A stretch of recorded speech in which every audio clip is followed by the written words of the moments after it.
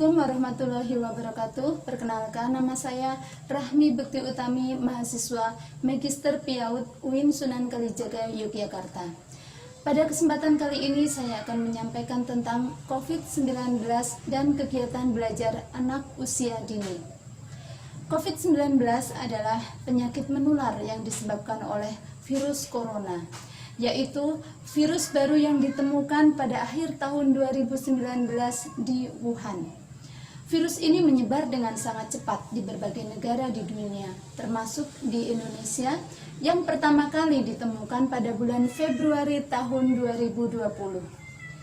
Virus corona ini menyerang sistem pernafasan yang menyebabkan infeksi saluran pernafasan seperti MERS dan SARS. Gejala dari orang yang terpapar virus corona adalah demam, batuk kering, dan rasa lelah. Adapun gejala lainnya yaitu adanya rasa sakit dan nyeri, hidung tersumbat, sakit kepala, konjungtivitas, sakit tenggorokan, diare, kehilangan indera rasa penciuman, ruam pada kulit, atau adanya perubahan warna pada jari tangan atau kaki. Gejala-gejala yang dialami biasanya bersifat ringan dan muncul secara bertahap. Seseorang dapat tertular COVID-19 dari orang lain yang terinfeksi virus ini. COVID-19 dapat menyebar melalui percikan dari hidung atau mulut penderita pada saat batuk ataupun bersin.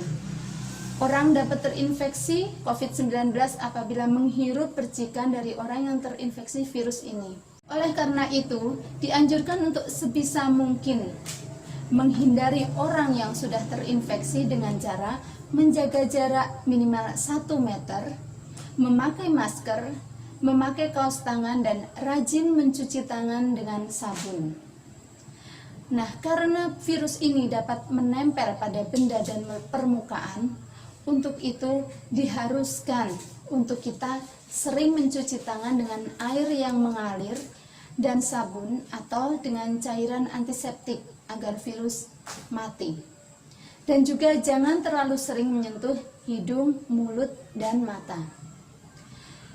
Yang dapat dilakukan apabila seseorang kontak erat dengan orang yang terinfeksi COVID-19, maka bisa jadi seseorang itu juga sudah terinfeksi. Kontak erat di sini artinya tinggal serumah dengan pasien dengan jarak kurang dari 1 meter, maka sangat disarankan untuk tetap berada di dalam rumah. Namun, untuk seseorang yang tinggal di daerah yang terdapat kasus penyakit malaria atau demam berdarah, maka seharusnya lebih mewaspadai apabila terjadi gejala demam. Nah, adapun hal-hal yang bisa dilakukan saat ini adalah yang pertama, jika sakit meskipun gejalanya sangat ringan, maka harus melakukan isolasi mandiri. Meskipun seseorang tidak menyadari telah terpapar COVID-19 dan mengalami gejala, namun tetap harus melakukan isolasi mandiri selama 14 hari dan tetap harus selalu dipantau. Seseorang bisa menjadi menginfeksi orang lain pada tahap awal penyakit meskipun gejalanya masih ringan. Isolasi mandiri merupakan tindakan penting yang harus dilakukan oleh orang yang memiliki gejala COVID-19 yang bertujuan untuk mencegah penularan ke orang lain. Ketika seseorang mengalami demam, batuk, ataupun gejala COVID-19 lainnya, maka harus tinggal di dalam rumah dan tidak pergi bekerja, sekolah, ataupun bepergian ke tempat-tempat umum. Hal ini harus dilakukan dengan sukarela dan penuh kesadaran. Atau bisa juga karena direkomendasikan oleh penyedia layanan kesehatan. Yang bisa dilakukan seseorang pada saat isolasi mandiri yaitu seseorang yang melakukan isolasi mandiri berarti orang tersebut sedang sakit namun tidak parah, sehingga belum memerlukan pertolongan secara medis. Sediakan kamar sendiri yang besar dengan sirkulasi udara yang bagus dan dilengkapi dengan sarana dan prasarana yang memenuhi standar kesehatan. Jika tidak memungkinkan, pisahkan tempat tidur dengan orang lain dengan jarak minimal 1 meter. Harus tetap menjaga jarak minimal 1 meter dengan anggota keluarga yang lain. Harus selalu dipantau gejala yang dialami setiap harinya.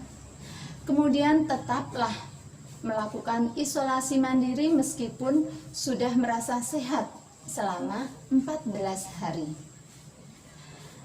Nah, pada masa pandemik ini, kegiatan belajar anak usia dini tentu saja ikut terdampak. Karena anak-anak yang biasa belajar dengan bersosialisasi di sekolah diharuskan tinggal di rumah. Kegiatan belajar yang tadinya bertemu dengan teman-teman dan guru saat ini harus dilakukan bersama orang tua di rumah. Orang tua haruslah cerdas dan kreatif untuk menyiapkan berbagai kegiatan pendidikan anak usia dini. Pada prinsipnya, pendidikan anak usia dini adalah belajar melalui bermain. Jadi, yang perlu diingat adalah orang tua jangan memaksakan anak usia dini untuk belajar membaca, menulis, dan berhitung. Orang tua di rumah haruslah menjadi role model bagaimana bersikap kepada anak dengan sikap yang baik, santun, percaya diri, dan tertib, sehingga anak bisa mencontoh sikap dari orang tua. Selain belajar dengan orang tua, guru juga tetap memberikan materi dan tugas secara online. Namun, bisa jadi guru pun akan mengalami kesulitan memberikan materi apabila jaringan internet di suatu daerah terbatas. Dalam kondisi ini, guru dituntut untuk selalu kreatif bagaimana mencari cara agar anak tetap bisa belajar di rumah, namun juga memahami materi yang diberikan oleh guru. Jadi, yang harus dilakukan oleh guru pada saat ini adalah yang pertama, guru harus tetap menjaga komunikasi dengan orang tua. Caranya bisa melalui sarana media sosial. Di sini guru juga harus selalu mengingatkan orang tua agar tidak memaksa anak usia dini belajar seperti layaknya belajar orang dewasa. Menjaga agar aktivitas pembelajaran berlangsung dengan menyenangkan. Namun, dengan adanya perbedaan tingkat pendidikan dan kesibukan orang tua mencari nafkah, guru dapat membangun komunikasi dengan anggota keluarga yang lain. Untuk mengatasi hambatan ini, seseorang guru dapat memberikan petunjuk dan ide-ide yang menyenangkan untuk dilakukan bersama orang tua di rumah. Yang ketiga, dengan mendukung pengasuhan positif, guru harus siap membantu orang tua pada saat menghadapi perilaku anak. Karena banyak hal yang bisa mempengaruhi emosi anak dan perilaku anak. Yang keempat, menjaga anak-anak agar tetap terhubung secara sosial dengan cara bisa berbagi foto kegiatan anak selama di rumah melalui media sosial, atau juga melakukan video call dengan teman-teman dan guru sehingga tetap terjalin komunikasi yang efektif. Ada beberapa ide kreatif yang bisa dilakukan guru selama anak belajar di rumah, diantaranya yaitu setiap minggu atau 2 minggu sekali guru bisa mengadakan video conference atau juga video call untuk melakukan kegiatan bersama anak yang bisa didampingi oleh orang tua di rumah. Kegiatan BDR atau belajar dari rumah bisa dilakukan orang tua bersama anak, misalnya dengan kegiatan menggambar, berbagi pengalaman, membuat kreasi dari kertas atau daun, kemudian kegiatan-kegiatan rumah tangga seperti membantu membereskan rumah, membantu menyapu, merapikan tempat tidur, dan melakukan pembiasaan merapikan mainan setelah digunakan. Selain melakukan video call, guru juga dapat menyiapkan materi yang bisa didownload oleh orang tua, misalnya saja untuk mengenalkan lagu-lagu, dongeng, cerita rakyat, dan video edukasi lainnya. Saat ini di beberapa daerah sudah mulai menerapkan new normal. Nah, bagaimanakah sektor pendidikan dalam menghadapi masa new normal ini?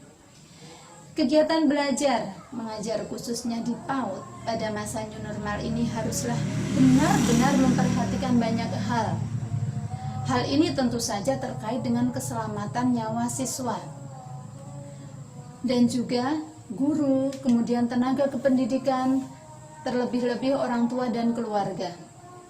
Apabila memang sudah ada keputusan untuk membuka sekolah kembali, maka haruslah benar-benar memperhatikan protokol kesehatan COVID-19 dengan sangat ketat. Adapun hal-hal yang harus disiapkan diantaranya adalah regulasi terkait dengan pembukaan sekolah, bagaimana metode pembelajarannya, pengaturan kelas, dan protokol kesehatan di sekolah. Terkait anggaran, pemerintah pusat dan daerah juga harus menyiapkan anggaran untuk pelaksanaan protokol kesehatan pencegahan COVID-19 di sekolah. Haruslah benar-benar menyiapkan infrastruktur penunjang kebersihan dan kesehatan seperti alat pelindung dasar, tempat cuci tangan, hand sanitizer, masker, dan lain sebagainya. Kesiapan pihak sekolah tentang bagaimana pengelolaan belajar di masa new normal. Nah, mari kita bersama-sama menghadapi COVID-19 dengan selalu mematuhi protokol kesehatan. Demikian dari saya. Wassalamualaikum warahmatullahi wabarakatuh.